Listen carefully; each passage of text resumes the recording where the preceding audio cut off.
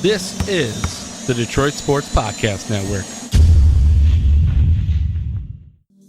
CBD is a game changer sweeping the nation. This hemp extract is the natural way to elevate your mood, eliminate aches and pains, reduce anxiety, and keep you sleeping all night long. It can even cut your workout recovery time in half. Get in the game today with 20% off all orders of CBD and lavender products from Lavender Lane, a lavender farm located right here in Milan, Michigan. Just go to lavenderlanemi.com today and enter coupon code DETROIT for 20% off your entire order. Guys, look, these amazing products are infused with calming lavender to maximize their effectiveness, meaning your CBD items only take minutes to take effect, which is way quicker than those pills you were about to swallow. On top of it, they are perfect for men and women. Lavender Lane has lab-tested CBD creams, tinctures, and roll-ons that are perfect for any situation, even if you're on the go. Put your health back in your hands by heading over to lavenderlanemi.com and entering coupon code DETROIT for 20% off your entire order of CBD and lavender products. What do you have to lose? Your satisfaction is guaranteed or your money back. So if you need lavender gifts for your loved ones or just looking for the natural way to ease your discomfort with CBD, go to lavenderlanemi.com and use coupon code DETROIT to unlock these miraculous benefits of CBD and lavender. That's lavenderlanemi.com. And remember, use coupon code DETROIT for 20% off your CBD and lavender products from Michigan's own Lavender Lane.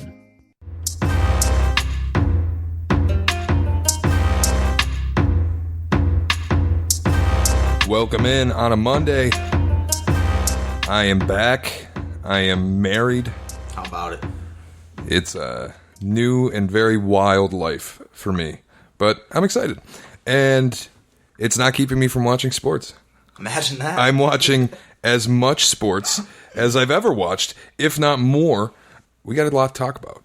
The NBA's back, officially. It's back. It's been back for almost a full week, which has been awesome for me. I know the NBA is back when I'm up until 1:30 in the morning, multiple nights. I thought it was supposed to start at 10 now, the late games. I think the late game now, because the ratings tank when you put LeBron in the West. You're going to lose all the East Coast viewers who are not staying up at 10. And I want to watch the post game, and I cannot stay up that late to watch the post game. So I think the thing about the late window is I'm going to have to pick my spots. Yeah, without a doubt. When the Lakers and the Clippers play, I'm staying up. It's a given. When Portland plays, I'm probably Always staying up. stay up for Dame. I have been preaching that on Twitter for years. Stay up late for Dame Lillard. It is almost always worth it. Every time. And if it's not, you can tell early. Because if he starts cold, he very rarely becomes hot. And CJ can cook too, so you can stay up for CJ also.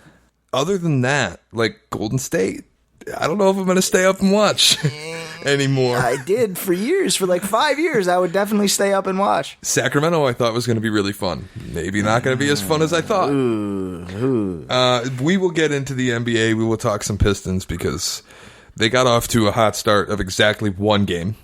And that hot start came to a crushing end in the following two games. Yeah. We're going to talk a little bit about the Lions because they just keep keeping their season alive. All right, fair. And I guess it's alive. We got to start it off with college football. I wasn't here last week to give the top six, so I'll give a top six. Also, I want to talk fairly heavily about Michigan because the reaction I've seen, and this is just in the past day, of Michigan fan, specifically on Twitter, which I shouldn't put on all Michigan fans because people on Twitter are lunatics. Right. But I've seen a lot of Michigan fan on Twitter like, this is a statement win for Harbaugh. This is a changing moment in the program. We have a top 10 win. We crushed Notre Dame. Notre Dame wasn't any good. No. And it's not... Here's the thing, is I want to make sure I avoid it because people are going to go, oh, this is revisionist history. Now that you've seen Notre Dame get blown out, you're going to call... No. Last 2 weeks ago, I was in here saying Notre Dame had this incredible loss at Georgia that we all held out as the best loss in America. And then Georgia went and blew it against South Carolina. And it made me think, is Notre Dame even that good? And then Notre Dame almost got their heads taken off by USC at home. Mm-hmm. And then they came out of a bye and lost by 40 in Ann Arbor. So Notre Dame wasn't good. I mean, they looked incompetent. for most of They that looked game. terrible. Yeah, just really bad. Ian Book is not a good college quarterback. No. And this is now an ongoing trend where when he plays a good team or like a athletically matched team, he's not good. And Shea Patterson's better when it rains, I guess. Yeah, that was the other thing. That was the more surprising thing was I was told that Michigan is bad in the rain. There was the touchdown pass to Peoples-Jones in the bottom corner of the end zone where he got hit as he threw. If he doesn't get hit, that ball probably goes like 4 feet over his head. But he gets hit as he throws, and the ball ends up perfectly right in his hands. It's like he did not mean to do that. Sometimes it's better to be lucky than good, I guess. Seriously. So Ian Book's stat line, 8 of 25, 73 yards, 1 touchdown, 2.9 per attempt. Of course, you have to credit Michigan's defense. Of course, sure. you have to give credit to Michigan. They played a really good football game. For sure. I'm just pumping the brakes on this excitement where, like, Harbaugh has beaten a top 10 team. He smashed them. It's final. They're hitting your stride. Really nice that you waited until your season was over to hit your stride. Yeah, I mean, like, the thing is now is, like, they rattle off 3 in a row and go into Ohio State thinking they're going to have a chance at the Big Ten championship game if they beat Ohio State. You get a little confident heading into the shoe. You get the fan. But this is exactly what happens every year, Kevin, is they lose 1 or 2 games early on. They blitz whoever they play in the middle of the season. They get a win over a rival, Notre Dame, check. They're going to get a win over incompetent Michigan State in a couple weeks, check. Mm-hmm. So they have these 2 nice rivalry wins. They've got Harbaugh selling to the media that his offense is coming together, that the team is hitting their stride. They're figuring out what they want to do. They're going into Ohio State. Maybe they can play spoiler, get to the Big Ten championship game, win the Big Ten. They'd still need Penn State to lose twice. Which, not going to happen. I mean, the only games losable for Penn State, Minnesota on the road is their next game, and they got a bye in between. So, I mean, no chance in my mind. But I guess, maybe, possibly, I will give an undefeated Minnesota a chance. But they're not going into the horseshoe and beating Ohio State. Even if Ohio State is mildly looking past them to Michigan, I still think they beat them. Ohio State's a friggin' wagon. They are a wagon, dude. But Penn State has had the ability to go in the shoe and beat them before. Granted, they had Saquon Barkley, but no, I think Minnesota's good too. But I don't want to get on a sidetrack. I haven't watched any of Minnesota. They're 8-0. You got to be good to be 8-0. I should watch them, but like, I don't want to get too sidetracked with the Golden Gophers and the Nittany Lions. But yes, row the boat, PJ Fleck. No, I think you start looking at Michigan, and it's going to be the exact same cycle where they get this confidence. They beat their inept rivals because I'm telling you, Notre Dame, I've been calling them a fraud all season. They looked a fraud. Mm-hmm. Texas is back, too. I was just the Notre Dame Texas thing made me Joe Tess's call. Big bad loss for Texas. Big bad loss for Oklahoma. We'll get into when we get to the top 6. But you look at Michigan now. They're going to go beat Michigan State. They're going to have their fan base all riled up talking shit. You get the Notre Dame win. You got the Michigan State win. You got Ohio State on the docket. You get Maryland and Indiana also. Right? So 3 in a row. You're feeling yourself a little bit. Then you go into the shoe and you get murdered. Yeah. Just like it happens every single year. Well, no, because they're you host in Ann Arbor. And so you get murdered in your own house. Yeah, you're right. You leave blood on your own carpet. Yeah. And then I'm supposed to get excited like, well, Ohio State was really, really good this year, and Michigan really made some strides. So next year, and then we're going into year 6, and it's the same thing. You got now when again. You get a top 10 recruiting class. You get all of us saying Harbaugh's got to get it done this year. Run through the year. Dylan McCaffrey time. They'll lose a game early. But, like, I don't know why I'm supposed to get all excited about Michigan laying 45 on Notre Dame when you got pasted by a Wisconsin team that is now showing their ass. Mm-hmm. You lost at Penn State in the only game where you showed any fight. But, newsflash, you went down 21-0. Yeah. And, I don't know why I'm supposed to get all excited about them pasting a team that I was already saying was bad, and why I'm supposed to somehow believe that this is a changed offense. Shea Patterson threw the ball 12 times. That's not speed and space. I mean, you won a game in the rain. And I will give them credit for not dying against Penn State because they were on their deathbed and they got up and fought. More than I can say for those ne'er-do-wells up in East Lansing because they have thrown in the white flag. They don't care anymore. And I will give them credit for hanging 45 on Notre Dame. Because, yes, I don't think Notre Dame is a top 10 team, but they're certainly a ranked opponent. And you hung 45 on a ranked opponent. That's impressive. I'm not as impressed as I would be against a team that beats the number 8 team in the country because I don't think they're the number 8 team in the country. Exactly. And you're at home, and it's a slap fest. And it's a night game. And you, without a doubt, had the better defense going in, and everybody knew that. Yep. You put up 430 yards. You ran to the tune of 303 on 57 rushing attempts. It's hard to tackle guys when they're all slippery. Exactly. You did exactly what you were supposed to do, and I'll give you credit for it. But I need to pump the brakes on this. Michigan's hitting their stride. The spread's working. Don't tell me the spread's working when you ran 57 times in the rain. And also, like, I'm okay if you are satisfied with being a 10-3 perennial program. Well, but just don't act like you're a contender when you're a perennial 10-3 program. This is where I want to take the conversation, is because Joel Klatt made this point this week, and people talked a lot about what he said, where he was like, we've put expectations on Jim Harbaugh to be something that Michigan has never been. And I do think that that's true. Yeah. Because Michigan, and this is where a Michigan fan is going to get tough pill to swallow. You have never been a national powerhouse in the modern era of college football. No. Ever. No. You haven't won a national title. You haven't won a solo national title since 1948. Think about the years they've been close. Like, you look at 06, they go into the horseshoe and they get beat. They didn't get blasted, but they got beat.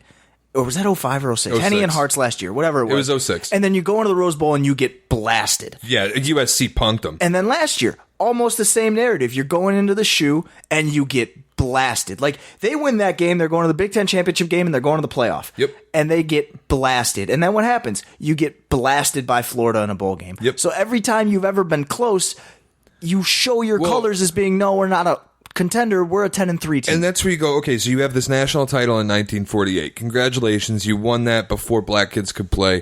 It was at the forefront of inventing the forward pass. You go into the 50s, you suck. You go into the 60s, Michigan State is pounding you every year and winning national titles so badly that you are actively trying to keep them out of the Big Ten. Then you get Bo Schembechler, your god, in the 60s, in the late 60s, early 70s, 5-14 in bowl games or whatever. Sure. Dude never won a national championship. Won a lot of Big Tens and beat Ohio State. Mm-hmm. Got to give credit where credit is due.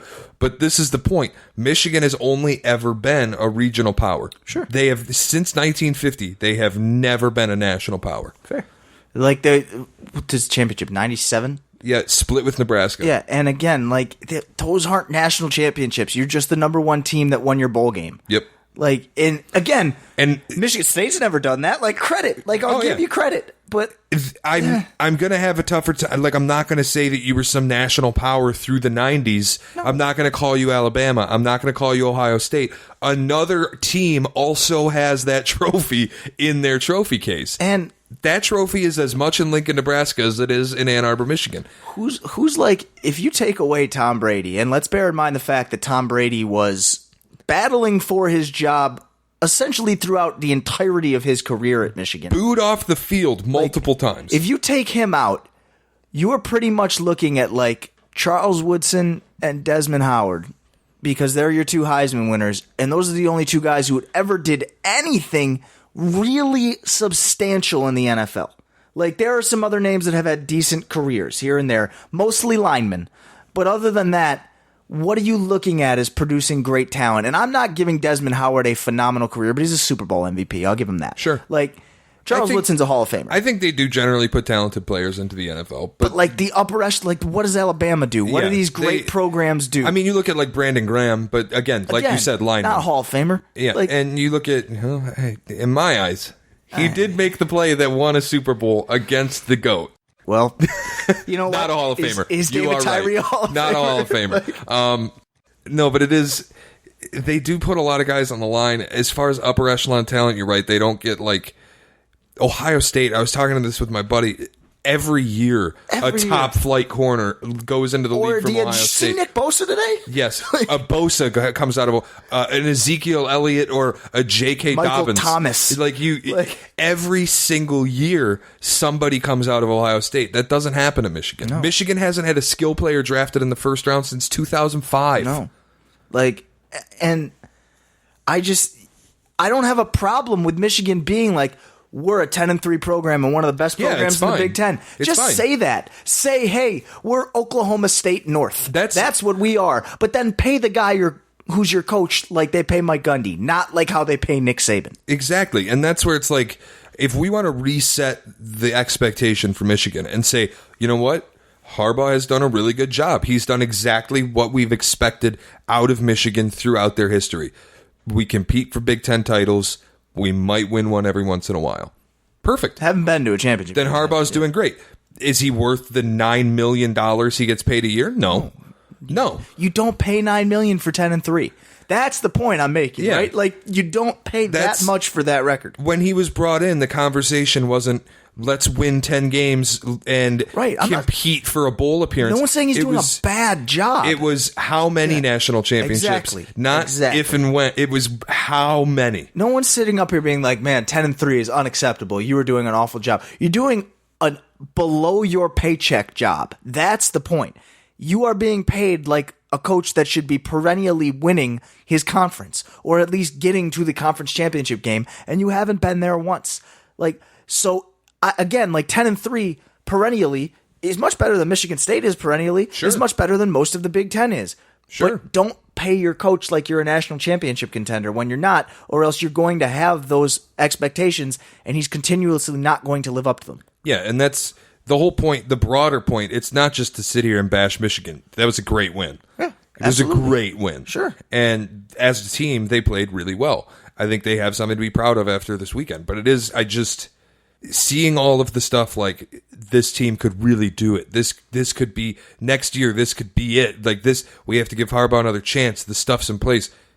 You didn't even show that offense. No. You threw the ball 12 times. And it's pretty damn easy to get kids up for an 8:00 night game against their rival at home. Like yeah, it's that's one that every kid is going to come out flying with a ton of adrenaline for. If they beat, so then the other question that got brought up was, what makes this season now where it is a success for Michigan? Is beating Ohio State a success, or is it all going to be empty because they can't win the Big Ten? If you win out and Penn State still gets to go, I think you have not had a failure of a season. I don't know that I'd call it a success unless you win your bowl game too, and it's a big team. It's a BCS type game, and you win your bowl game. I figure if they win out and beat this Ohio State team, that puts them in the range of like 6th at the end of the year. That puts them in a New Year's Six bowl. That puts them up against if Clemson fails, it puts them up against a Clemson. It puts them up against an Oklahoma. Mm-hmm. They'll have a nice opponent. Mm-hmm. So I would call it. But is it like if they you could smack Oregon? Who knows? If you beat Ohio State, yeah, okay. So if you beat Ohio State, then you go to the Rose Bowl because Penn State goes to the playoff. Let's say, is it a playoff game? I don't know what the playoff games are this year. I don't either. But if you go to this bowl and you play Oregon and you win, you beat Ohio State and you beat Oregon and you finish the season 11-2. I'll call it a success. 5 in a row to end the season. I'll call it a success. But you know what? Next year, Harbaugh has to win the Big Ten or it's a complete failure, which is how we walked into this year. This will be another year of him not getting to the Big Ten championship game again. And like James Franklin is going to get there for what now? This is his second or third time if they beat Ohio State. Either right? James Franklin or Ryan Day. Right. Like those guys keep going. D'Antonio has been. Kirk Ferentz has been, and I understand he's in the weak division. But Pat Fitzgerald has been. I don't want to talk about D'Antonio. All these reports that he's not going anywhere. It makes me very sad. I mean, yes, I'm saddened by it, but I'm not in the least bit shocked. Like I didn't think for a second. Like I hope they at least have the stones to say we're getting rid of your offensive staff when you go 8 quarters without scoring and have 7 points in 10 quarters. Like you have 7 points in the last 10 quarters. That's good, Kevin. Yeah, sure. It's a sign that they're a family at Michigan State, and like Michigan State doesn't have the type of prospect of a Nick Bosa on their defense, but if they did, I would be telling that kid stop playing football this year.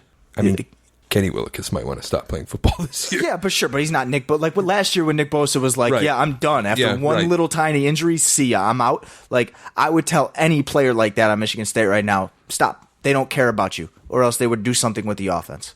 They really don't. And that is probably the saddest thing to me is that they just don't give a shit. All right, before we get too dragged out, I want to get into my top 6. I made a top 11 because I wanted to put Minnesota somewhere for respect reasons. They are 8-0. That's fair. So I put Minnesota at 11. Between 10 and 6, it doesn't really matter. Oregon is making a push. Oregon is making a push to get back into the playoff conversation. But this is what we said. Like at the beginning of the year, it's like Oregon will only make a push if Auburn looks good the rest of the year. If Auburn's shit, Oregon doesn't have a chance. But Auburn keeping that close against LSU makes the loss still look good. That's the good news for Oregon is the SEC West looks incredible. Yeah. It looks amazing. And like Florida, as much as I thought Florida was a fraud, they just keep showing that they're not. Oregon might get lucky with the way the SEC plays out. If Clemson just happens to play Pitt in the ACC championship and like get killed, which it's not impossible. Clemson typically drops a game they shouldn't, except last year, and they haven't looked sharp. So there's a chance. Their schedule's just so easy. But that's where you got. They should literally go undefeated and still be out. I would agree. Like they should. A one-loss Alabama or LSU has to get in before Clemson. Has to. At this point, I'm firmly in the seat that Ohio State is going to be in the college football playoff. So, for sure. So my top 6. Number 6, Penn State. I refuse to move them higher than this because you thumped a Michigan State team that I don't even think is trying anymore. No. So I still do believe that Penn State is a fraud. Unfortunately, their schedule shapes out kind of easy. We may learn something when they go on the road to Minnesota next weekend. If Minnesota is really an 8-0 football team, maybe they're the one that upsets the apple cart and they can take one loss and still get to the Big Ten championship game now because Wisconsin's lost twice. Does it matter that one of Wisconsin's losses was outside of the division, though? No, it's just the Big Ten in general, not the division. So Minnesota, good news for Minnesota, they're also off a bye going into the Penn State game. So it's going to be 2 rested teams, both with 2 weeks to prepare. We'll learn a lot about both, I think. And then Penn State doesn't play another difficult opponent till Ohio State. So I think we'll learn a lot about them coming up. I have them at 6. At 5, I have Florida, who I just keep trying to not believe in, and they keep giving me reasons to believe in them. With a backup quarterback, they look good. 4, Clemson, fuck them. Dude, is Clemson the team that if they get into the playoff and they play LSU in the semifinal, they get run off the field like 38-3? Yeah, I mean, from what I've seen, I would agree with that, but there's always that chance if you put them in the playoff and then they've been there before and they get all hyped to play it. And Dabo hypes them up and Trevor Lawrence has a game to care about. That's what I don't want to happen, though, because they don't deserve to be there. Like, they only get there if you're looking at what they did last year and just saying, well, we have to put them in. They're the reigning national champions and they haven't lost. They haven't played a single good team. Not one. And they don't look good even against the bad ones. They almost lost to North Carolina. Yeah. Like, they're not playing good teams. That division sucks. That whole conference sucks. It seems like every year there's a team that gets into the playoff that just gets murdered. Whether it's Michigan State, Ohio State, Washington. Last year was Oklahoma started getting murdered, but Washington, Notre Dame. Yes. Every year one of these teams, Clemson feels like the candidate this year. They're going to get in and they're going to get killed. Number 3, I have Alabama, which they have a case to become number 1. They play LSU, I think, on Saturday. Mm-hmm. So that's going to be the biggest game of the year for both teams, and Alabama has a chance to show that they actually are deserving of number 1. Yeah. And then tied at number 1, I have Ohio State and LSU. They're both so good. They're incredible. They're both so good. They're incredible. Ohio State, like, for a second, I was like, Wisconsin's going to keep this one a little close, and then just, like, boom, they're gone. Like, they just run away from teams, and they do it. The gashing holes they make, the chunk plays over and over and over again with the chunk plays. They just rip them off. I don't know what Ryan Day is doing that everybody else can't pick up on, but he is just out. It's always at halftime. They go in, they make an adjustment, and then they just run away. Their second quarters are incredible. Yeah. They score against good teams. Against bad teams, they just kill them from the beginning. They score at a rate. Like, their drives happen so fast. Boom, boom, boom, boom, boom. It's a quickness that I've like very rarely seen in college football, where Oklahoma used to do it. Yes, yeah. Where you get the ball and it's like they might have the ball for 2.5 minutes and they're going to gut you for 80 yards and a touchdown. The holes that Dobbins and Master T get, like, they're reminiscent of LaMichael James and Kenyon Barner and those guys just flying through wide open holes because they create so much space because their playmakers outside are insane. Like, they do so much on offense. They can beat you every which way. And then LSU. People keep talking about the defense on the back end, the secondary. They can't defend the pass that well. man, they're good at defending the run. Yeah. They're really good at defending the run. And their offense kind of the same way. I don't think it's as electrifying as Ohio State, but I also think LSU has gone against better defenses. Florida's a really good defensive team. I think Auburn Burrow's is better than Justin Fields. Yeah, I do too. Especially as like a pro prospect goes. And I think, like, you look at Florida, you look at Auburn, those are two of the best defenses in America. Mm-hmm. And LSU has found ways to beat both those teams. Nobody has as many top 10 wins as LSU. Nobody has played a harder schedule. And they're undefeated, and they've murdered half the teams that they've played. I love this team. Georgia, Florida's this week too, right? Yes. Big week in the SEC. Both sides. Let's see. Let me pull up the schedule. We can see exactly what we got going in the SEC. But yes, Georgia, Florida, which... I'm interested to see what Georgia does in that game and how much that South Carolina loss weighs on them. Oh, we got some breaking news. Oh, boy. Golf talk. Oh, boy. Tiger Woods wins the Zoro Championship in Japan for his 82nd career PGA Tour victory, tying Sam Snead for the most of all time. The GOAT rises again. He gets a cheap one in Japan to tie Sam Snead. You think Sam Snead ever won a tournament in Japan? I'm not even going to comment on this breaking I don't news. think he did. That was terrible use of breaking news. So Georgia... All right, so Alabama and LSU are both on byes this weekend. LSU, Alabama is the weekend after. Okay. So Georgia, Florida is all we got in the SEC this weekend. But oh, no. there's big, dramatic build-up to this LSU-Alabama game. Georgia, Florida is going to be a good game, too. Number 8, number 5. Yeah. Number 8, number 6. My number 5, but not the AP's. I want to do a little bit of NFL talk, not a ton, because we have a lot to talk about in the National Basketball Association. But I have one Lions question, and I want to riff a little bit on why is the media talking the way they are talking about Tom Brady? Because, like, what else are you going to do when they're, like, 7-0? Who started it? Was it Golick or was it Wingo? Who was the one that... I saw Mike Golick Jr. clip. I don't know if that was the first one. But that was the first one I saw that said he could be a Chicago Bear. I think that was the first, and I thought it was Mike Golick. With the Bears should be looking at Tom Brady as their quarterback for next season, and I was like, "What the hell are you talking about?" I pictured it. It looked weird. I can't picture him in any other uniform. None. There's no real other team out there that is thought of as like legitimately just a quarterback away, right? It's only the Bears.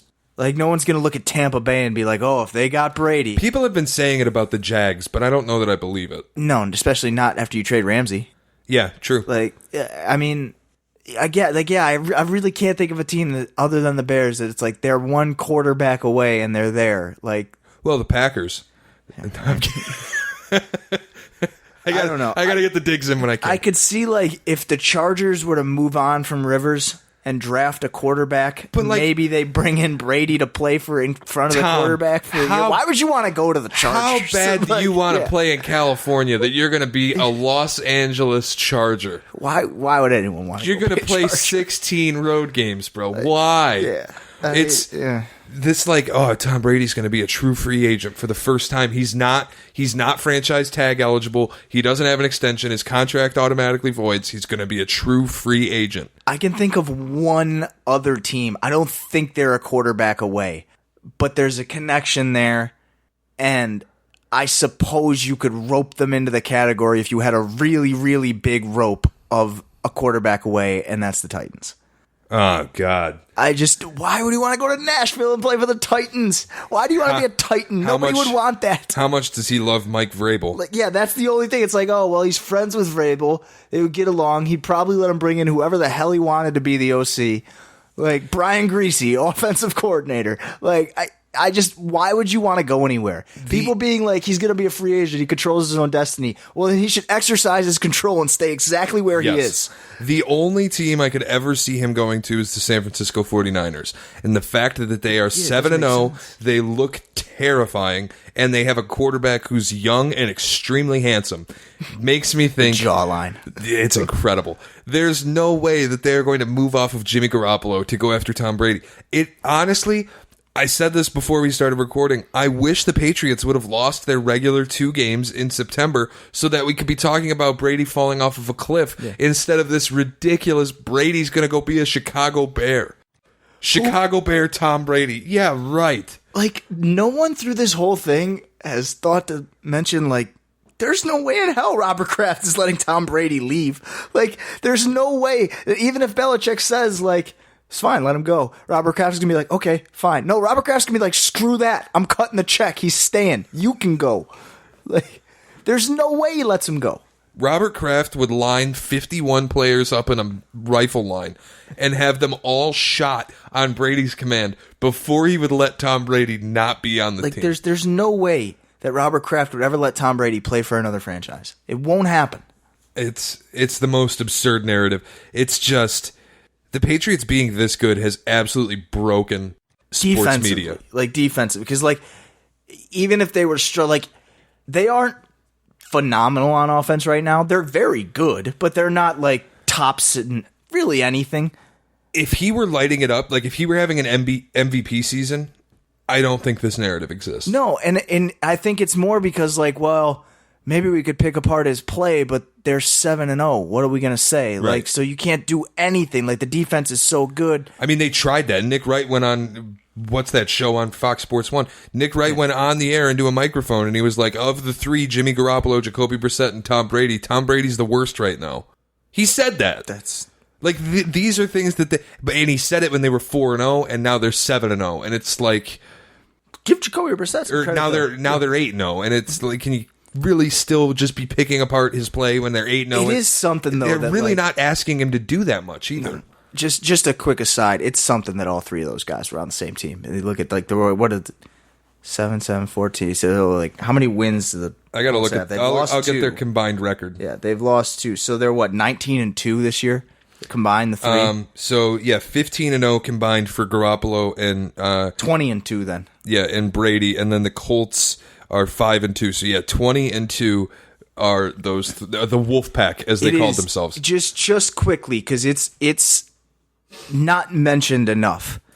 To lose your franchise quarterback to retirement 3 weeks before the season starts and be 5-2 and in front of your division is outstanding. Like, everybody in Indianapolis deserves some bit of credit for that, because that just should not happen. That's amazing. It is really incredible. Like, I actually, now that you've brought it up, it does make me gush a little bit, because as much as I hate the Colts, I love Jacoby Brissett. Like, that's shout out to Jupiter, Florida. The fact it is insane that Andrew Luck retired, and it's not even been talked about because the Colts have been so good. Like, that guy was an MVP, was most or best comeback player last year, and then he retires, and they're 5-2.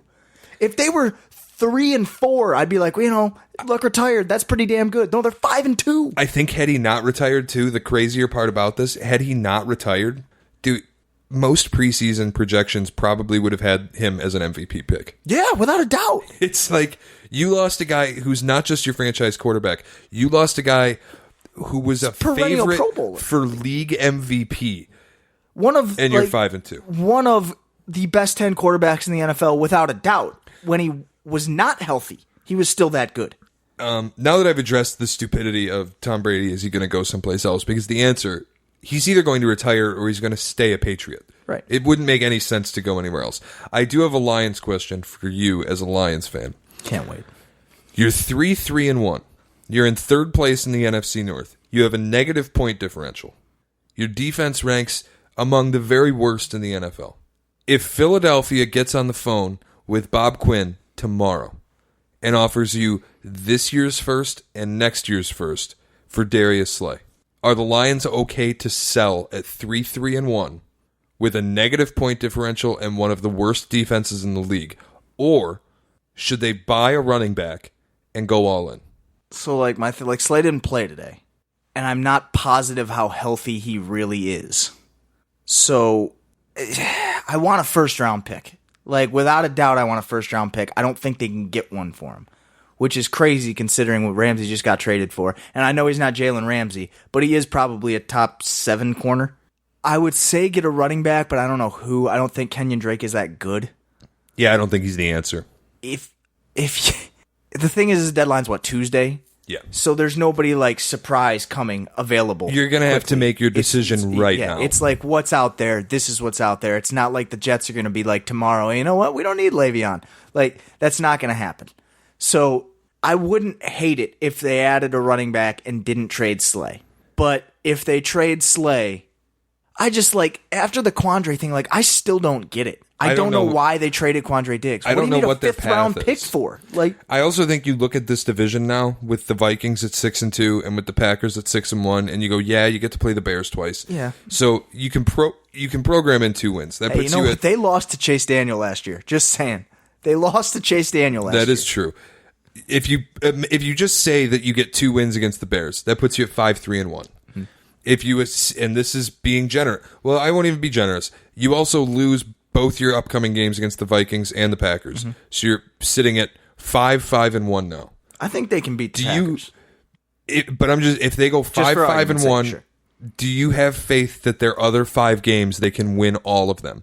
Because realistically, if you want to be a wild card team in the NFC this year, you need to win 10 games, and even that might not be enough. I want to see what happens when they go to Oakland. Which sucks because I wish they had another week for the deadline. Like, I wish it were after everybody's played 8 games, not like week 8.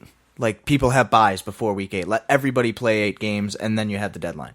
I actually, fun aside, I could see them moving the trade deadline to week 9 next year because mobility has gotten a little bigger in the NFL this season. I could see them going 1 week later. They should.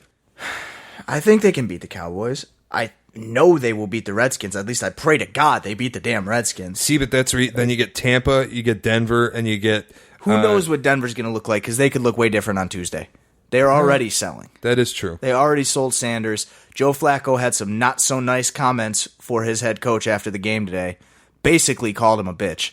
He didn't say the word bitch, but he was like, I can't believe we don't have any balls. That's basically what he said. We will never go for it. We just play not to lose. He went into a press. Joe Flacco, mild-mannered Joe Flacco, went in and was like, I'm disappointed in the lack of aggression. Like, 0 for 2 on Broncos head coaches, man. Yeah, Vance Joseph wasn't it either. I mean, I'm guessing... I guess I'm not guessing. It won't shock me if Von Miller's gone. It won't shock me if Chris Harris is gone. And then all of a sudden, that Denver defense is trash without those 2 guys and Bradley Chubb already being out. So they should be able to beat Denver, even in Mile High. Tampa Bay, who knows what they'll look like by then. But yeah, the Bears twice, the Vikings and the Packers again, the Cowboys. The Raiders are a good football team. Like, they lost today, but they played a good game against a good team. I don't think they're going to make the playoffs. Like, I really don't think the Lions are going to make the playoffs. I didn't think they were going to start the season, so I don't think a whole lot has changed for me on that regard. So if you're going to sell everybody then. Don't just sell Slay. Okay. Sell everybody. Everybody within reason. Yeah, of course. Not Stafford. Yeah, I think if Philly gets on the phone and they're like, we're going to give you 2 firsts, you make the trade. You get a second for Marvin Jones or Amendola, like somebody? I think that's just... Other breaking news here. Kyrie did Kyrie things. This is going to be our segue into the National Basketball Association. Kyrie Irving did Kyrie Irving things, and the Brooklyn Nets appear to have lost again. In overtime. On a Jay Crowder buzzer beater. So Celtics are already coming for Kyrie Irving's head. You hate to see it. You really hate to see it. Why does... There are some things in the NBA right now as we transition into it. Like, I just don't understand why Jay Crowder plays for the Memphis Grizzlies. Like, why do they still have him? I don't even it's the crazy thing too is I don't even know how it happened because he's in Cleveland 1 minute, then he's in Utah, and then it's like... He was great in Utah. I turn my head and I'm like, Memphis?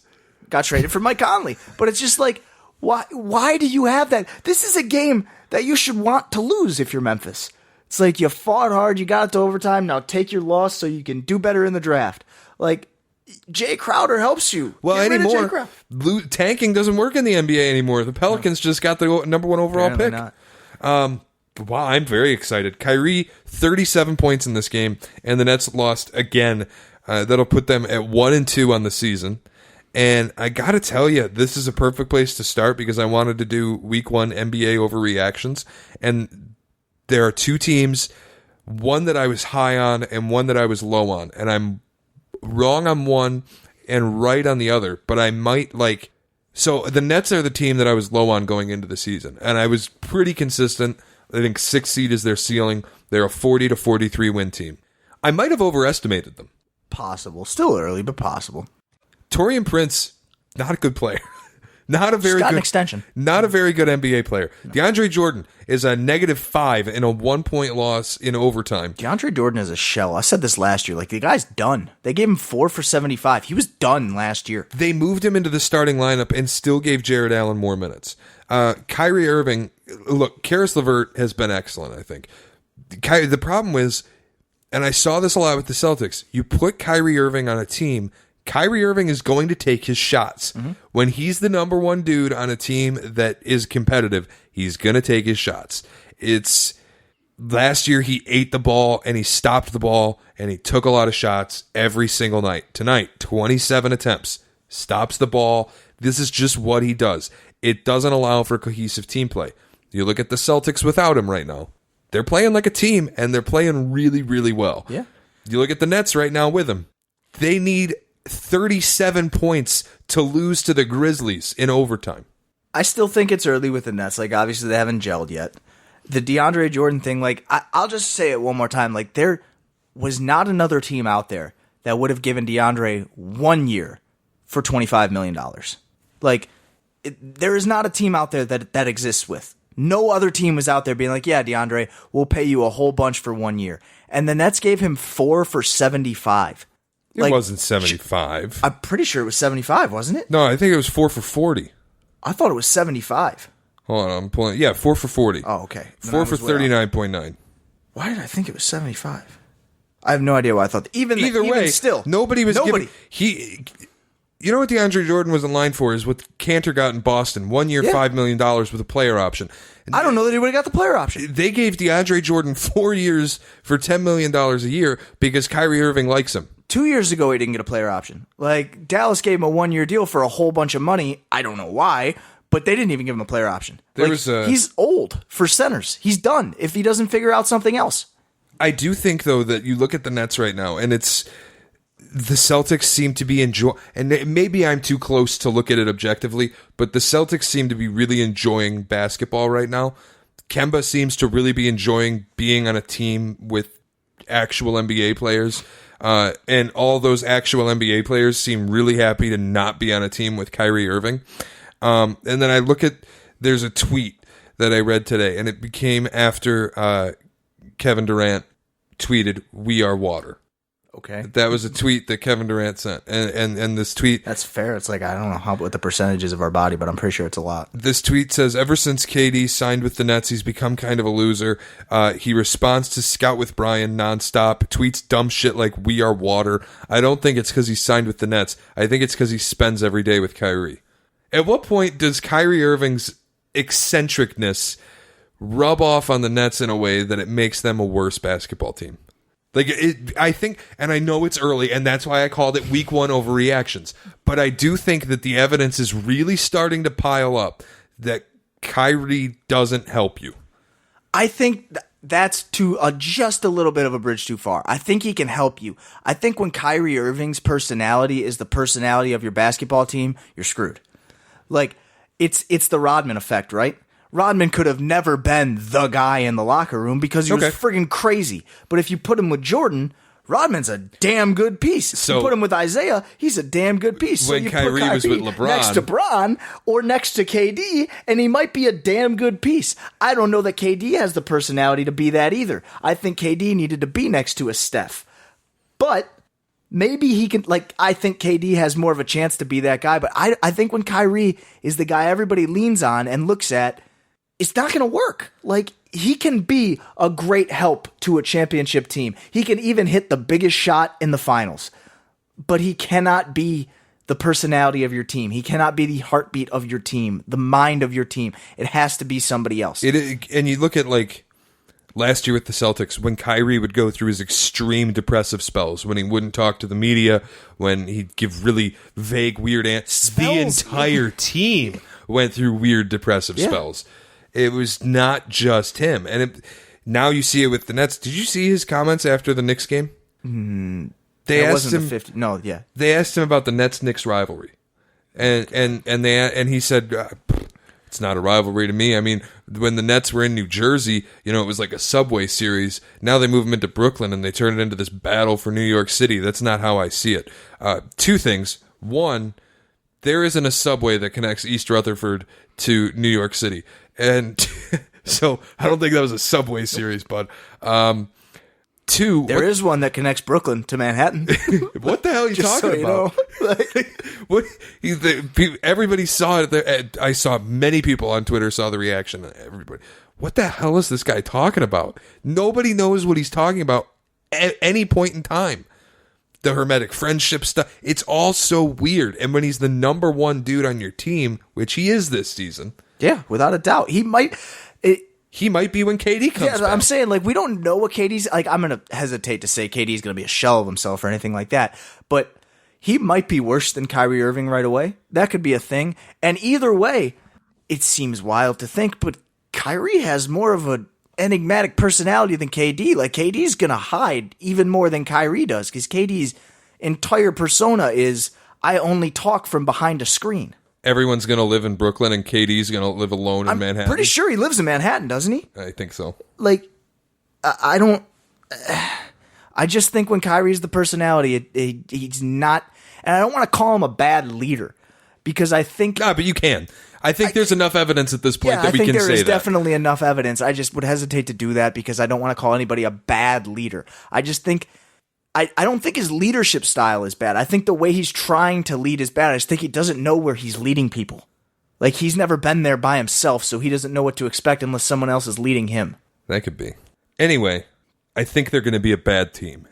That's what I'm coming around on. Is I don't. I still think they'll be in the playoffs. Yeah, but because it's the East. But I do think that they're going to be a bad team, and then just the East is just so I don't even know when Jimmy Butler or Blake Griffin are going to play. So let's stay in the East for a minute. We'll pull up the standings. You look at the Eastern Conference, and right now sitting atop, as I'm sure they will be for the entire season, the Atlanta Hawks. So it's a little too early to be making big sweeping things, but we're going to do it anyway. The people that are doing the Trae Young, he probably will make the All-Star team this year. It's the Eastern Conference, and he's a guard. Who's he going to beat out? Kyle Lowry? He'll probably make the All-Star team this year. Everybody 39, 7, and 9, and he, yep, 5 turnovers again. I'm not going to be the guy who sits up here and always says, look at all the turnovers, because I think turnovers can be productive if you're trying to do something sometimes. But nobody else on his team but 2 guys were in double figures in that game, and they both had 10 points, and they both came off the bench. He doesn't have the help right now. He's going to have these inflated numbers because he's going to shoot 25 times, and nobody else on the team is going to shoot more than 9. Yeah.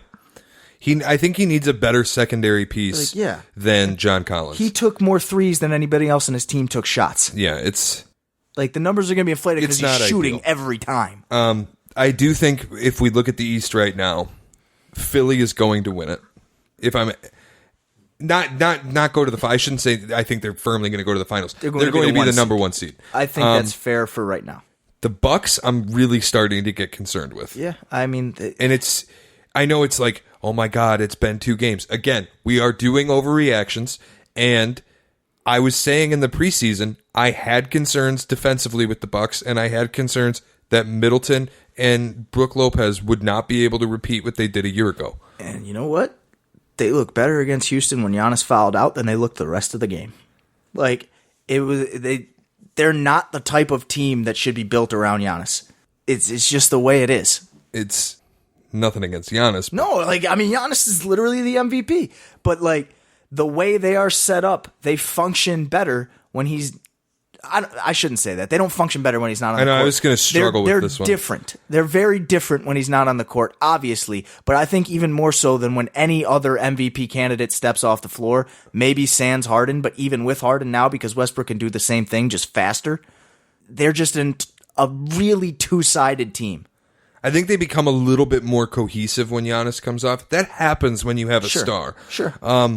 But I do, Giannis does need to be fed. He has a very specific play style. He doesn't really get out in the perimeter much. No. And that's where If he can add that, they're deadly. But it's still, he needs to add that. He has not tweaked his three-point shot whatsoever. Like, it goes in sometimes, but he takes 5 minutes to get it off. The other side of this is, defensively, they are not what they were a year ago. And I think we're going to start to see losing Malcolm Brogdon is going to hurt you. Middleton, you paid him too much money. That's going to hurt you. Brook Lopez and Robin Lopez, they're good players. You can't really rely on them to be high-level defenders when you need them to be. That's going to hurt you. Bledsoe's not healthy right now. Yeah, I think there's just a lot of things. It's like a perfect storm of problems for the Bucks that it might be a slow start, and it might hold them from being a top 2 seed, because here's my other overreaction. The Boston Celtics are significantly better than they were last year. It's too early for me to say significant, but they're definitely better. I think you look at a team last year... 50 games last year? 49. That had all types of chemistry issues. For sure. And now that we've heard Al Horford's comments of, if I had known Kyrie was leaving, I would have stayed. That's about as damning as it needs to be. I think everybody knew what was going on last year. That's about as damning as it needs to be when Al Horford is, again, mild-mannered Al Horford is coming out and going, yeah, fuck that guy. Yeah, that guy I would have loved to stay on this team. That guy sucks. I hate that guy. But he stuck around. I thought he was staying. When he's coming out and going, if I had known Kemba was coming to town, yeah, I'd still be there. One, not great if you're the Sixers. That's probably not what you want your new acquisition saying. Two, it makes me feel bad. But the good news is, I think you see a lot of the addition by subtraction because Kyrie's not there anymore. And now Tatum feels like he really does have the keys to the offense. Mm-hmm. And Hayward is being aggressive again, and he looks like himself. I would like to see him get more touches as the point guard. I think he's underrated in the pick and roll. I want Hayward running the offense a lot. Like, I really think he's an underrated playmaker. Yeah. I really would love to see him in pick and roll situations. I would love to see him bringing the ball up. I want him like a point forward. Kemba could be better in the catch and shoot, but he's competent in the catch and shoot, and he's much more confident in catch, pump fake, and blow by somebody. His pull-up is insane. Yeah, I mean, he's Kemba Walker. And that, boy, the thing about Kemba is... He got cooking in that fourth quarter against the Knicks. Did you see the whole fourth quarter? Did you see the fourth quarter against the Raptors? Not much of it. Jaylen Brown came over to give him a screen at one point. Jaylen Brown comes over to give him a screen at the top. Kemba says, no thank you, takes 3 defenders off the dribble, goes to the rim, and gets an easy layup. Cardiac Kemba. I'm like, what the hell is... He's 5'9", and he's going nuts. I just remember, quick flashback, quick aside, the first time that I was like, holy shit, Kemba Walker will always be Maui against Kalen Lucas and Corey Lucius, just torching a team that had been to 2 straight Final Fours and was a number 2 team in the country, and I was like, that dude. Yeah, that dude.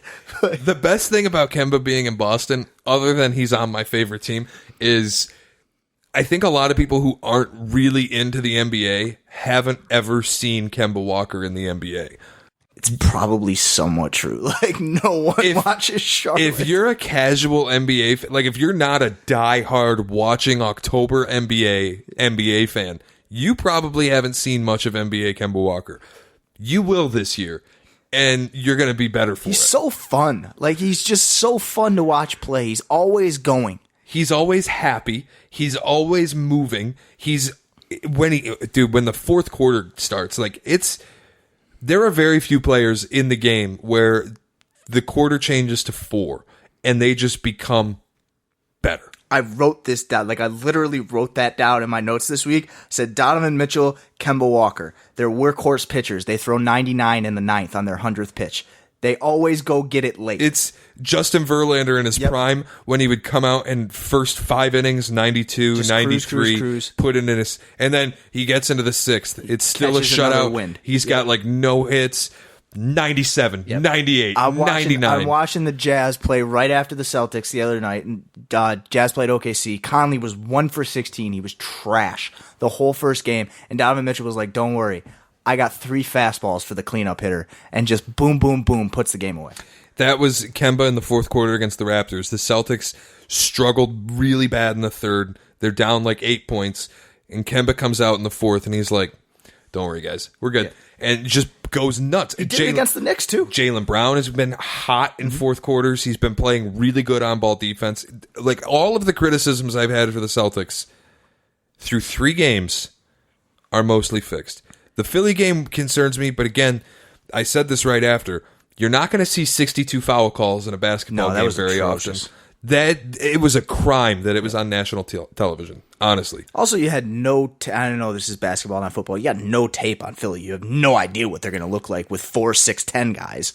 And I think, really, another thing we saw, if you've watched the Sixers in their first 2 games, I don't think Philly knows what Philly's going to look like. Brett Brown is not the guy to figure this out offensively. I'm telling he's you. just not. If they were going to spend this much money on a starting lineup, you should have got a coach who could figure this out. Jeff Van Gundy should be coaching the Sixers. It should be literally anyone but Brett Brown.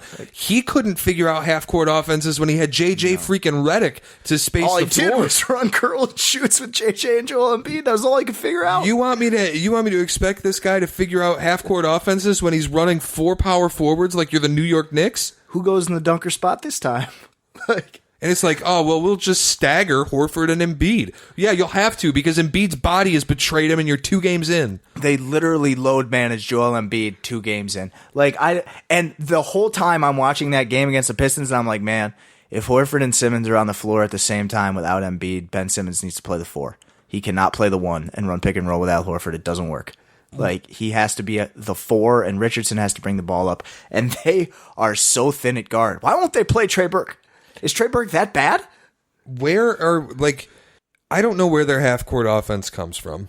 And I don't want to say I'm worried about them, but I do think there comes a time when Joel Embiid's health becomes such a level of concern that you have to start thinking about what do we do do you trade Joel Embiid at some point because you're concerned about his health and now you have Al Horford? Of those core 4, who's the most expendable? Who's the one that goes if they have to make a trade?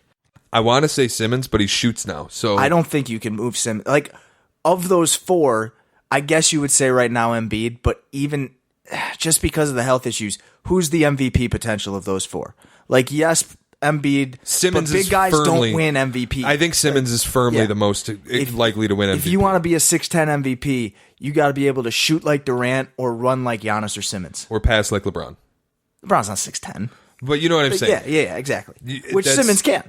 I'm not saying LeBron's 6'10. I'm just, yes, right, exactly. Simmons has that aspect. Pass like magic. Right. You want me to pick a 6'10 guy? Exactly. So you look at... Yeah, I think Embiid is probably... I would have said Horford before the season started as the most expendable. Now, they can't trade him till a certain point, right? Though, right? Yeah. I don't think you would trade him anyway because he's like a linchpin. The thing about Philly is people always say Philly's going to Philly, right? Like the Sixers are going to do... Like the Lions. Sixers going to Sixer. They're going to find ways to lose these games. Getting Al Horford, he's the type of player that doesn't let you do that. He's the type of guy you bring him in because he won't let Philly.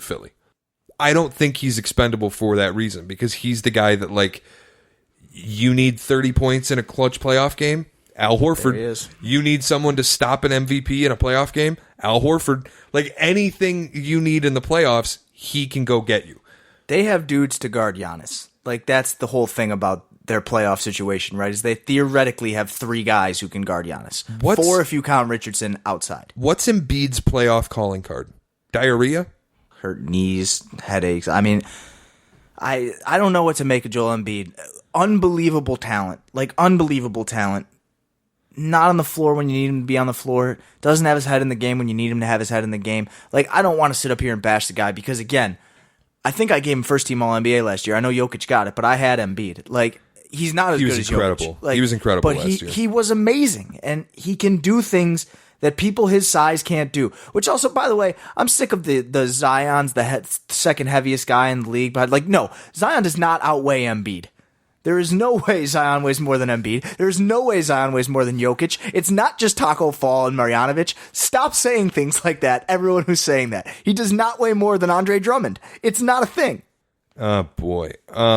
Before we move on to the West, anyway, I do think Embiid is the one to move off of, and I do think, surprisingly, this is not where I've picked their concern. I would have picked their concern on Ben Simmons doesn't space the floor enough, and he's not willing to shoot threes. He's shown me otherwise. Not in the regular season, but he has shown me that he will shoot an open 3 if the opportunity arises. Right. Against a Chinese team. Now my primary concern with the Sixers is Joel Embiid, and if you had told me my primary concern would have been Embiid, I don't know that I would have believed you. But quickly before we get to the West, Brooklyn's next 10 games. Indiana, Houston, at Detroit, New Orleans, at Portland, at Phoenix, at Utah, at Denver, at Chicago, Indiana. I'm going to hit two things there. A, I'm done with the Bulls after 2 games. They're already breaking my heart. Every single year, I say the Bulls are a closet 7 or 8 seed. Like the last 3 years I've said it, they suck. Okay? Lauri Markkanen, you're making me very sad with the way you played against Jaren Jackson the other night. Like, Lauri Markkanen at one point in that game was 4 for 15 from the floor and 1 for 10 from deep, and he would not even remotely try to go inside on Jaren Jackson. He ate him for lunch. And Jaren Jackson fouled Wendell Carter out and had 23 and 11. Chris Dunn's done, right? He's played okay. Kobe White's been better. He's expendable. I think they wanted to move Chris Dunn before the season started, and they just couldn't. They couldn't find a deal they like. I assume he'll be gone at some point because there's no way they're going to pay him. Now that they've paid Satoransky and have Kobe White, there's no need for him. I think the only reason he's getting minutes is so that other teams can see him. But yeah, I would say Chris Dunn is done, for the pun, sorry. But staying in that Brooklyn schedule, I have major concerns about Indiana. Yeah, I do too. Like, without Oladipo, I think Miles Turner is their best player right now, and it's a weight that is too much for his shoulders. They have so many questions defensively about the fit with those two on the floor at the same time. Because Sabonis and Turner together couldn't figure out how to stop Andre Drummond from 30-20. You know where Miles Turner Blake wasn't even out there. You know where Miles Turner would look awesome? I bet you're going to tell me the Celtics. So they can't trade Sabonis till the draft because they just signed him to an extension. So if they are going to move one of them this year, it's Turner, which is why I don't think they move one of them this year. Like, I don't think it'll... Maybe at the draft they move Sabonis. They're both really, really good. Really good. And just not together. Turner's locked up on a team-friendly contract, so I don't think you move off of him. And you can't trade Sabonis till the draft. All right, let's go west. I don't know how many of those games does Brooklyn win? You got 1, 2, 3, 4, 5 straight road games. 4 and 6. I have no idea what best. to make of Phoenix yet. As we cross over to the West, I'm sure we'll hit on that. So I don't know. Utah, I still love. Denver, I think, is good. Again, Chicago is just going to break my heart, like always. Houston is sometimes looks really good and sometimes blows a game to Milwaukee without Giannis. I don't know. Quick back to the East, though. Closet Rookie of the Year candidate, just real quickly, Kendrick Nunn. My guy, Kendrick Nunn, Oakland University's finest, the 24-year-old rookie out of Simeon High School in Chicago, has been phenomenal for the Heat with the absence of Jimmy Butler. The undefeated Heat with the absence of Jimmy Butler. Back to the West, though. I mean, you said it earlier today. I said it last year after the first game, too. What's your crush on Phoenix like? Dude, so the start of the year, everybody keeps, there's like, and it's whispers right now, but they keep getting louder, that Booker and Karl Anthony Towns are going to join forces. And I would have thought that it would happen in Minnesota. But what I'm seeing out of the Suns early this year, I think it might happen in Phoenix, if it happens. They beat the Clippers, dude. Yeah, they did. I mean, and the Clippers didn't play bad. Like, Kawhi didn't shoot it great, but the Clippers didn't play bad. That bench is so good for the Clippers. Goddamn, that bench is so good for the Clippers. But they are firmly the best team in the NBA. Oh, firmly. Yeah. Oh God, their bench is so. They good. are so good. But I mean, I thought Sacramento was going to be a decent team, and Phoenix wiped the floor with them. At Sacramento, I don't know if it's a case of holy shit, we got jumped by Phoenix to open the season, and now it's like they're still reeling off of that. They don't look good at all. And I don't think De'Aaron Fox has taken that continued step forward that people needed him to take. Again, it's only 3 games, but... Is it a little like... I know it's a little early for revisionist history, but like they waited like 10 minutes to hire Luke Walton. Like, they waited less than an hour after he got fired to be like, yep, come on north. Like, maybe interview somebody else. I don't want to spend too long on it. Yeah. When you then factor in the sexual assault allegations, like, it's... He had a big summer. They maybe didn't want to pull the trigger on that one. Disappointing, but not too surprising. The Pelicans are 0-3. Yeah, losing Zion, like, that's such a hit. And I feel badly for J.J. Redick as being, like, one of the Redick favors, the guys who are veterans who signed down there thinking, like, this kid's going to be great right away and we'll have a chance with Drew Holiday and this kid. Right. And now Drew Holiday's out. And it's just... all of a sudden, it looks really bleak. If Zion's going to miss 25 games, he might as well miss 60. Yeah, I'm kind of at the same point because I do. Brandon Ingram's good. Oh, yeah, that's true. Lonzo Ball also looks decent. Nico Melli. Oh my goodness, dude! It took me 2 minutes. Oh my that Toronto goodness. game. That 2 minutes. That You Toronto talk about game, a wagon. I was like, oh my god, is that Mehmet Okur? Oh my god, Mehmet Okur can dribble. Like, whew, I love that guy. Every time I turn the Pelicans on, I sweat a little bit when I see Nico Melli on my screen. Just moving up the standings here. The team, I said earlier, there was a team I was low on that I was right about, and there's a team I was high on and I was wrong about. The Golden State Warriors might be bad. Like, bad. Yeah. That loss today to an Oklahoma City team that sucks. Yeah, we need to make it very clear. Oklahoma City doesn't have a wing. Like, it's not like, oh, they're thin at wing. No, they don't have a single one. Not one. That Oklahoma City, in my mind, is absolutely the worst team in the Western Conference. And they handled Golden State today. Easily. Defensively, Golden State's atrocious. That's a huge worry for me. Like, I already knew it was going to be bad, the defense. When you have Steph Curry and D'Angelo Russell sharing a backcourt, the defense isn't going to be great. I didn't know it was going to be this bad. We talked earlier about, like, if December comes, how quickly do they flip D'Angelo if this thing's bad? That trade for Minnesota, where people have, and it's been whispers with Robert Covington and Okogie, it's kind of exactly what the Warriors need for next year. But even this year, too, like, they can still score. Just like they're chasing so bad at the end that they're not going to be able to put up points when you're down by 30 at halftime. Like, the offense, I don't want to say D'Angelo Russell isn't helping, but he certainly, like, has not picked it up right away.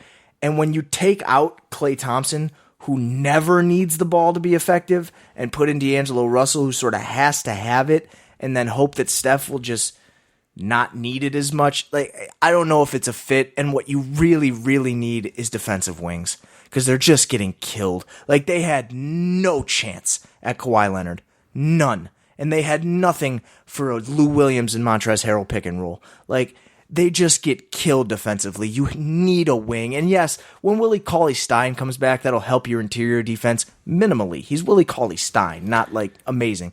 But he's not Al Horford. Yeah, like, you need wings. You need bodies that can play defense. It's like, if you could flip D'Angelo to Memphis and get a haul of players and Andre back and all those things, or a Robert Covington centered deal, like, get a good defensive wing and then just a couple bodies so that you don't have to play Jacob Evans and Glenn Robinson minutes, because those guys aren't NBA players. They're not, and they start for them. But then at the same time, you go, well, this was always coming. They were always going to have a year where Kevin Durant leaves and leaves them with no depth. And it just happened when Klay Thompson got hurt too. That's the part that sucks. Because if you're still running, like, even if you get D'Lo and you're still running Steph, Klay, Dre, and D'Lo off the bench, or some sort of that type of, where you have those, even if you run Klay at the 3 and you've got Steph, D'Lo, Klay, Dre, and whoever you want to fill in at the 5, that's a good team. Yeah. That's a team that at least looks better defensively. That team wins 45 games minimum. If you have any kind of bench. I think at this point, though, where you start this badly, like a negative 23.5 point differential through 2 games, you start this badly. I'll excuse the Clippers one even, but the second one is just... Losing to the Thunder is unacceptable. Maybe it is really just, let's take a year off. Let Steph's just going to play 64 games. Be as healthy as he possibly can. We're fine even if we miss the playoffs. Everybody's signed. Nobody's worried about getting money now. And Thank God Draymond signed that contract. Oh my God, right. And then next year, you move D'Lo, you get a couple bodies, and then you make a play. Next year, you're back with Klay, and take and that all first of a round sudden, pick and move it for somebody, right? Because also the other thing is, and this is another take, but it relates to Golden State a little bit. I think the Lakers' championship window is this year, and I don't think it's going to happen. And that's where the Clippers are, like, the Clippers are this good. Paul George hasn't played yet. That's Paul George. Like, it's not like they're getting back a guy. It's Paul George. That's an MVP finalist. Like, for those of you who aren't paying attention, he's a top 10 player. Like, they're not getting back. Oh, another good wing. They're getting back Paul George. I did see a tweet from a Lakers fan, and it was something along the lines of the Lakers have a 20-point scorer who's coming to join the festivities. Talking about Kyle Kuzma, and Clippers have Paul George. Yeah, I'm like, Clippers aren't in full strength either, pal. But I do, like, if you're Golden State, weather this 1 year where it's clearly LA. Come back next year full health, because I think next year is when the Lakers window at least, the Clippers will still be active, but the Lakers window at least closes. Tank for LaMelo. No, don't do that. Don't tank for LaMelo. I'm starting... LaMelo Ball shooting a whopping 34% from the field in Australia, 15% from three for the alleged number 1 pick. The Lakers' ceiling hasn't come down at all. I think their floor is falling. That's probably fair. I do want to see what they look like with Kuzma, because it is so abundantly clear that they have to play Anthony Davis at the 5. Like, absolutely have to. Absolutely. Like, they are so much better when he is at the 5. Everything works so much better. And if Kuzma's at the 4, that does give you another guy who can run pick and roll and who can shoot.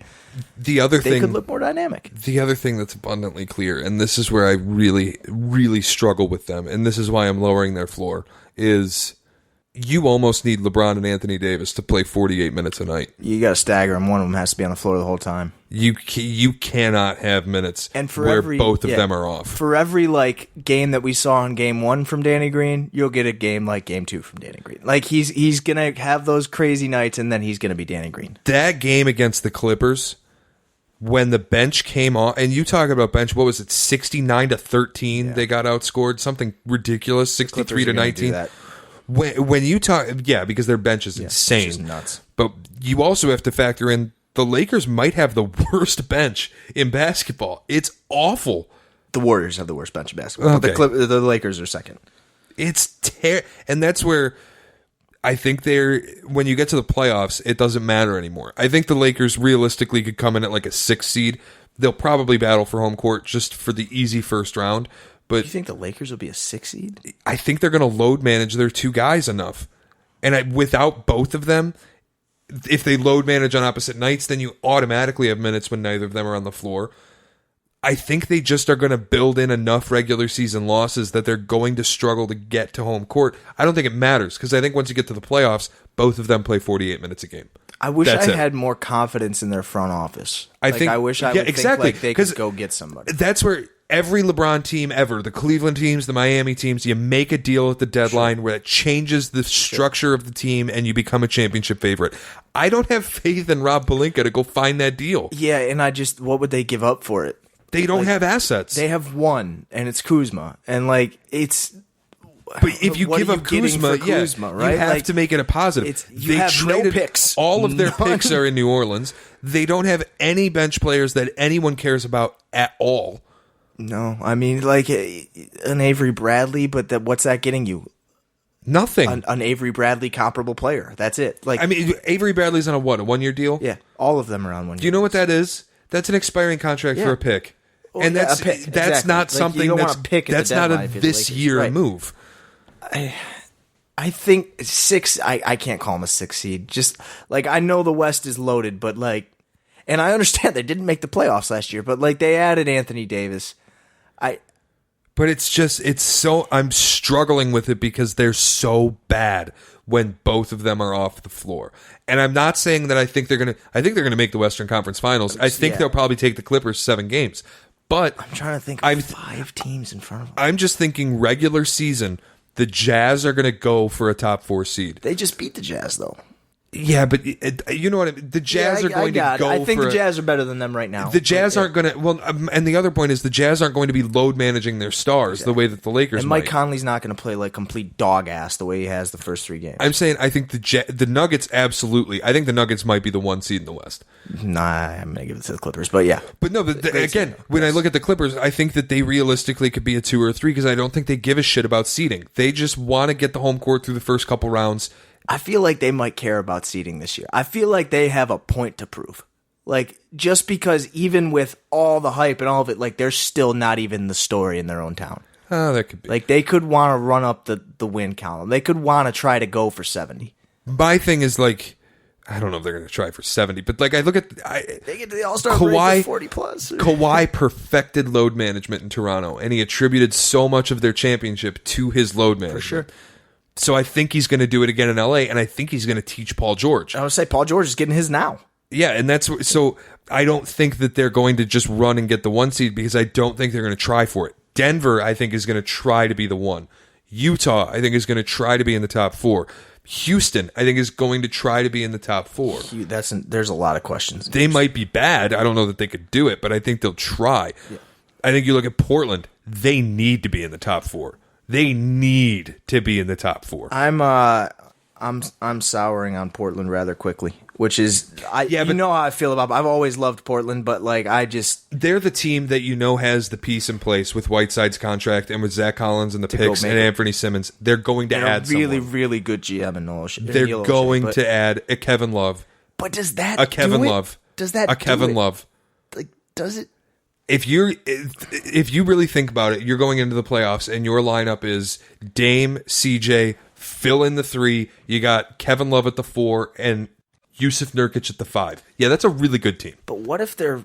First of all, we don't know about Nurkic yet. Like, that could be a whole year injury. True.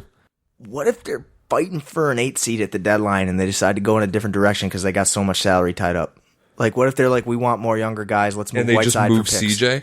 No, like, let's move Whiteside for picks and we'll reload next year when Nurk comes back. Like, let's move Simmons for a player. Let's move to let's say we don't make the playoffs this year. Is that okay with you, Dame? Because you've got 4 more years at 200 whatever million, and CJ, you just signed an extension. So if it's not okay with you, guess what? Tough shit. You ain't going anywhere. Dame, are you cool with this, bro? Like, Dame loves Portland so much. I'd be cool with anything. I guess maybe 6 is harsh.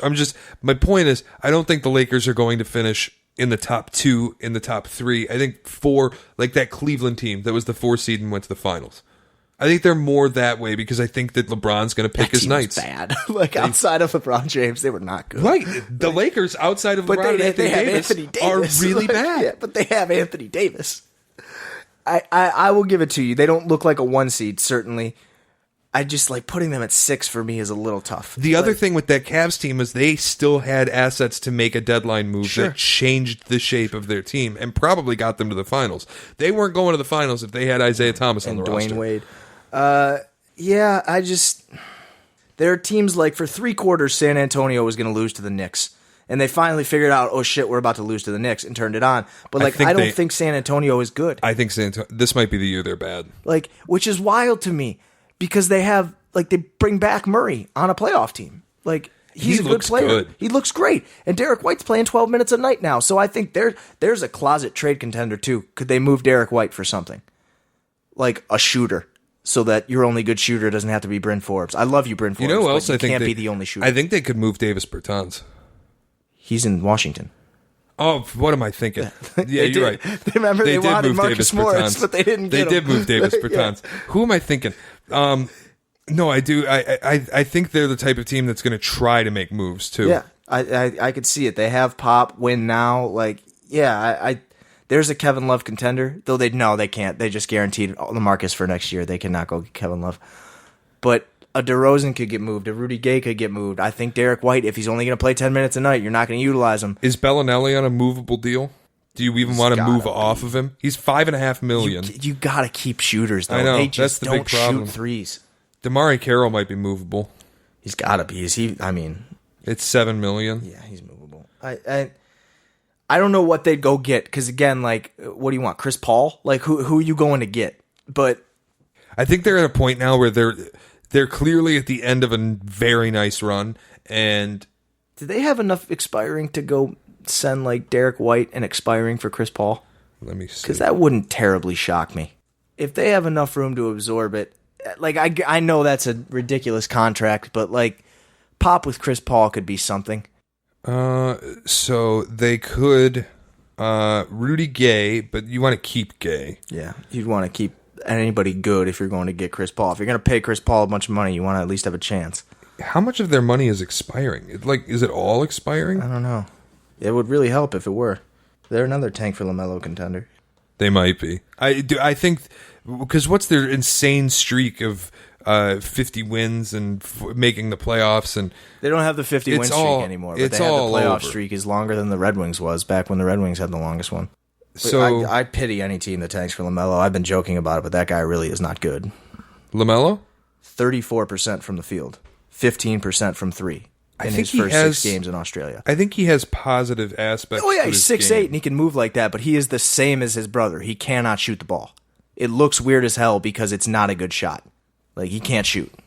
I'm a little higher on LaMelo than that.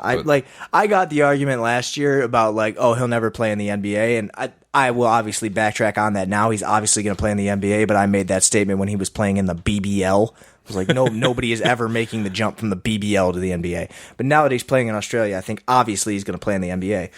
I just like number 1 pick seems bonkers to me because he is literally shooting 15% from deep. So as loaded as the West is, and as fun as I'm ready to experience the Western Conference this year because I think it's going to be a blast. But it almost feels decided at the same time. I mean, they are really, really good. Like, nothing's decided if LeBron James and Anthony Davis, but they are really, really good. Really good. Like, defensively, they're insane, and they're going to add the guy who was runner-up Defensive Player of the Year. They have West Coast Marcus Smart. I think Pat Bev and Marcus Smart are easily the 2 best guard defenders in the league at this moment in time. Is Marcus Smart, no disrespect here, but is Marcus Smart East Coast Pat Bev? Like, Pat Bev's been doing it a while. Marshall High School in Chicago, I'm pretty sure for Pat Bev, one of the high schools in Chicago. He's got that, dude. I love that about Pat Bev. He's always been that dude. Like, he will never change. And I hate playing against those guys, but if you are always that, win or lose, you're that, then I'll respect you for it. He's a bit like Chauncey, a little bit. Chauncey wasn't that mean. Well, yeah, but you know what? The very defensive-minded, and Sure. he will hit you with when it counts on the offensive end. Yeah. Way over time, who wins the East right now? I'm having a hard time picking Philly. I'm having a hard time picking Milwaukee. I don't want to pick Boston. I have a much easier time picking Philly than Milwaukee. I'm still saying Philly. I've been saying Philly all year. I'm still saying Philly. I'm going to stay with Philly too. Toronto could make a deal and get somebody.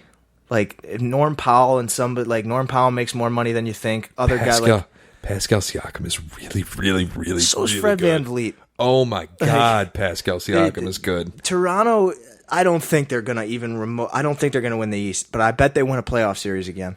My God, is Pascal Siakam good at basketball? There's something, and they could look completely different too because they have a ton of expiring money. If they want to move Marc Gasol because they have something out, like they could do a lot. They extended Kyle Lowry, so he's more movable now. Does moving Kyle Lowry make him a better team? Depending on what you get, like let's say you can move Kyle Lowry for a Zach LaVine. Fred VanVleet and Zach LaVine. You love Zach LaVine. I don't know why. I just keep doing it. I just keep doing it. Every year. Even every day, I feel like, because I'm watching the games and I'm like, this guy just keeps letting me do. What was he, like 4 for 13 the other night? I get so mad at him. But I'm like, just shoot threes and go to the hoop. You're so athletic and you're a good shooter. Why do you want to play in the mid-range? Just listen to what the analytics people are telling you and shoot threes and go to the hoop. You can get to the hoop at will. You could get to the hoop like Russell Westbrook gets to the hoop. You're that athletic, and you're a good shooter. You could be a dynamic scorer. I'm not the only person who thinks this. You know, the only thing I think about Zach LaVine this season is he's a 100% lock to win the dunk contest in Chicago. That's what I think about Zach LaVine this season. Yeah, that's probably true. that's definitely a lock. He literally was 4 for 13 against the Raptors. God damn it! Other than that, I don't have a big take. He scored 37 against Memphis, though. He just does these things to me. He continues to just be an overall disappointment for me. But like 37 on 23 shots, and he hit 4 for 8 from deep, and he got to the rim. And I know he was playing Memphis, but when guys have those games and they make it look so easy because he's such a good athlete, I'm like, why can't that guy be Tracy McGrady? Like he's just as athletic. He looks like him. He's 2 inches shorter, but come on. Oh, it would be nice. Good. You could be so good. Why won't you just be good? All right, we are at time, way above. Pistons should trade for him. We didn't talk any Pistons. Oh my God, how did we not talk Pistons? Here's the Pistons talk. Derrick Rose is good. Ready? Yeah, here's Pistons talk. Derrick Rose is good. The Pistons are not. Yeah. That's Pistons talk. Reggie Jackson sucks. Luke Kennard and Derrick Rose are like, I don't know, third best bench backcourt in the NBA. Lou Will and whoever the Clippers decide to play with Lou Will. I would like if Derrick Rose entered the starting lineup. I would too, but not at the... I don't want him to play 35 minutes a night because I don't want him to get hurt before Blake comes back. I need to at least see a couple of games with him and Blake before they take turns getting hurt the rest of the year. Yeah, it's tough. It's tough. We'll do a lot of Pistons talk next week when we have a little more evidence. Yeah. Contract year Andre Drummond, spicy. He's looking very nice. Much nicer than I expected. Like he cares about basketball again. Yeah. Except when he plays Philly, which is normal. But either way. All right, we'll be back next week. Later.